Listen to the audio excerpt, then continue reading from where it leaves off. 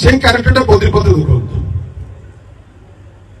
24 ମସିହାରେ ଜିତିଲା ପରେ ତାପରେ ବାଚଳା ଆରମ୍ଭ ହେଲା। ଯୋଉ ସରକାର ଥାନ୍ତା, କାରଣ ମୁଁ ତାଙ୍କ ଘର ଦିନ ଦେଖିନି, ସିଏ ତାଙ୍କ ପୁଅ ତାଙ୍କ ମା ତାଙ୍କ ୱାଇଫ କେତେ ଥର ଆସିଛନ୍ତି ମୁଁ କହିପାରିବିନି। ତାଙ୍କ ୱାଇଫ ବି ଜିଲ୍ଲା ପରିଷଦ ପ୍ରେସିଡେଣ୍ଟ, ମାନେ କେତେ ପ୍ରକାର କୃତଜ୍ଞ ଗୋଟେ ଲୋକ ହେଇପାରେ। ମାନେ ତାଙ୍କ ପୁଅ ଏମଏଲଏ, ସିଏ ବିଧାୟକ, ତାଙ୍କ ୱାଇଫ ଜେଡପି ପ୍ରେସିଡେଣ୍ଟ, ଏବଂ ସିଏ ଜଷ୍ଟିଫାଏ କରିବେ ଯେ ମୋଠୁ ସନ୍ଥ କେହି ନାହିଁ। ମୁଁ ଖାଲି ପଇସା କଥା କହୁନି, सब करप्शन जे करप्शन, पावर करप्शन जे करप्शन। बद्रीपद भी स्टेज रे मते गाली करछ जे बॉबी मु ताकर 2009 रु 2014 मो अप्रत्यक्ष देखिछ 2017 पर्यंत जत मु दायित्व नेली जेतो असंग पैसा ताकर मो प्रति एक्सपेक्टेशन थिला। सी आज भी आदित्य नेता केउजर कोठ ना कोठी ताकर मन भी कष्ट आसी बॉबी मो पैसा में किसी करी नहीं, मते गाली कर सबु कले, किंतु वोट काम देले राज्यसभा काम करे बीजेडी को भोट देले कहले दल बोर जा व्यक्तिगत कथा तो ताको 100 सलाम तार से मत दायित्व नहीं मत गाड़ी करूँ गाँव गाड़ी करूँ जे दायित्व नहीं ठीक करथिबो कि भूल करथिबो सी बुझिथिबे मो हिसाब मु किछि करि नै तो सी जदि किछि इंटरप्रेट करछन ताको भी सलाम सीनियर हिसाब से गाड़ी करे किंतु भोट काको देले दल को देले कार व्यक्तिगत मत का पे डजंट मैटर से नेता पाई कौन कला दल पाई कौन कला दैट मैटर्स नुहे कि ए नुहे कि तो आमर बेस्ट नेता किए बद्री बाबू तार नवीन से बॉबी गाड़ी करि परिबे अन्य गाड़ी करे काम करे करू तार व्यक्तिगत मत सम्मान दिया जो कि भोट काम देले सेठी आनंदपुर जने अनुसूचित जाति विधायक ताको भी देखो सी भी देले अभिमन सेठी सी भी देले भाई मीडिया मु पैसा बिक्री अरे भाई खजुरी गछ मूल क्षीर पीले कौन ता कहती अरे खजुरी गछ मूल क्षीर पीले कौन ता कहती मत कहले 4000 कोटी 2000 कोटी 800 कोटी 400 कोटी कोटी कोटी तुम कथा ना मु 5 जणिया टीम कोच आपण जानतु ध्रुव साहू घर ताकू कहले जे बॉबी मते 8 कोटी मोर अछि कोन लोन अछि सुझी देले मु बिजली फोड़ देबे कि बॉबी कहीं दबो ए सब कारण कोन जे कहा को गोटे विलियन करी कि मु जीवी कारण गोटे कारण दरकार मु बिक्री हवा पाही बॉबी थिला कारण का बद्रीपद बॉबी गाड़ी सी जा गाड़ी करछु बद्रीपद से गाड़ी करछु सी बिजली फोड़ दे तू देख दे तो होई दल आउ तांको पुओ मो बापा को इते असम्मान कला मु जदि ता बापू होई थाते 19% टिकट नेथले तो बापू पई इते आत्मा कांदुची नवीन कहि थांती बापा को टिकट दबा दियंतु नने मोर टिकट दरकारी इंडिपेंडेंट 2004 इंडिपेंडेंट जितु पे इंडिपेंडेंट देता तो हीरो हिटा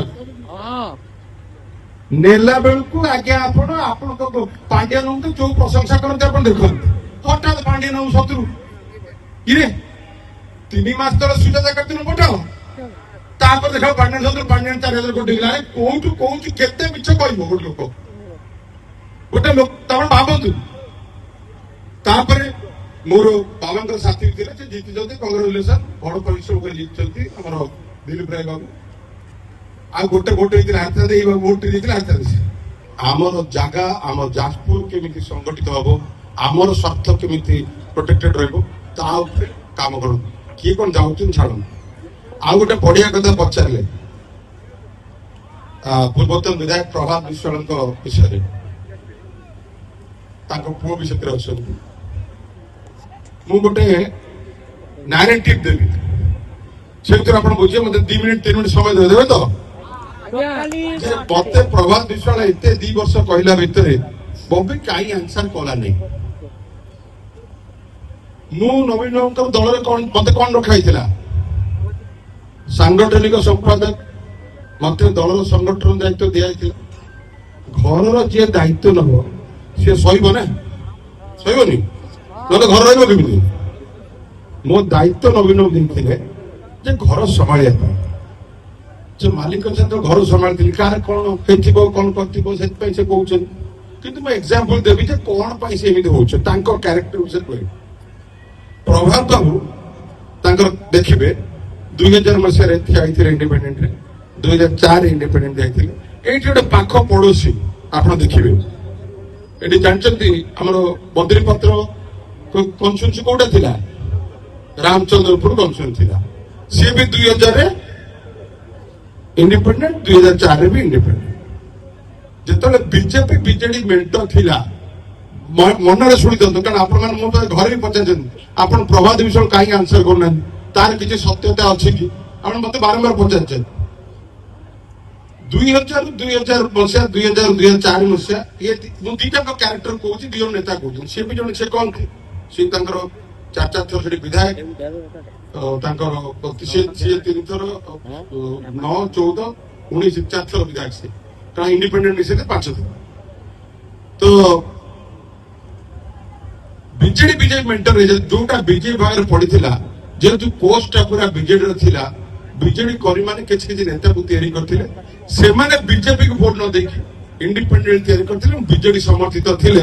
ଯୋଉ ନାଁଟା ତମେ କହୁଛ ଏଇଖିଣା ତମର ଯାଜପୁର ଜିଲ୍ଲାର ଜଣେ ବିଧାୟକ ଅଛନ୍ତି, ମାଙ୍ଗା ଜଣେ ବିଧାୟକ ଅଛନ୍ତି, ସିଏ ବି ଇଣ୍ଡିପେଣ୍ଡେଣ୍ଟ ସେଠି ପାଇକି ଜିତିଛନ୍ତି କିନ୍ତୁ ବିଜେପି ସମର୍ଥିତ ଏମାନେ ଥିଲେ। ବଦ୍ରି ବାବୁ ମୋ ବାବାଙ୍କର ସାଥୀ। 2000ରୁ 2009 ମସିହାରୁ ଯେତେବେଳେ ମୁଁ ବହୁତ ଅପତ୍ୟ ସ୍ନେହ ମୁଁ ପାଇଛି।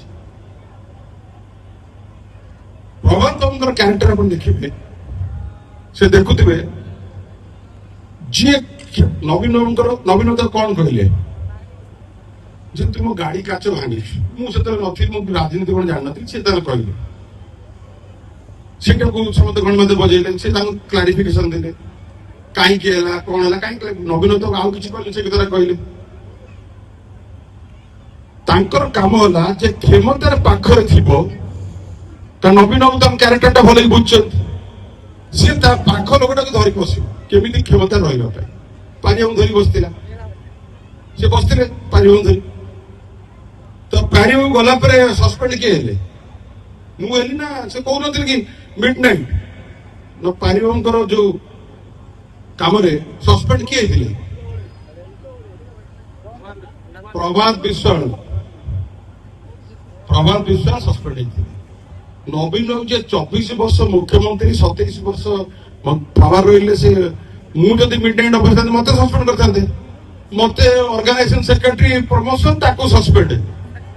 ମାନେ ନବୀନ ବାବୁ କଣ କହୁଛନ୍ତି ଯେ ମୋ ଗାଡି କାଚ ଭାଙ୍ଗିଛୁ, ମାନେ ସେ କେମିତି କ୍ଷମତା ପାଇବ ଭାବନ୍ତୁ। ସବୁବେଳେ ସେ କ୍ଷମତାର ପାଖ ଲୋକ ପାଖରେ ଥିବେ। ନବୀନ ବାବୁ ସବୁବେଳେ ଦାୟିତ୍ୱ ଦିଅନ୍ତି, ଯେମିତି ପାରିବାକୁ ଦାୟିତ୍ୱ ଥିଲେ, ସେ ଭୁଲଭାଲ କଲେ ତାଙ୍କର ଗଲା। ତାପରେ ବହୁତ ଲୋକ କଳ୍ପତରୁ ବାବୁ ଦାୟିତ୍ୱ ନେଲେ, 24 ଘଣ୍ଟା କଳ୍ପତରୁ ପାଖରେ ବସିଥିବେ ଆପଣ ଦେଖିବେ।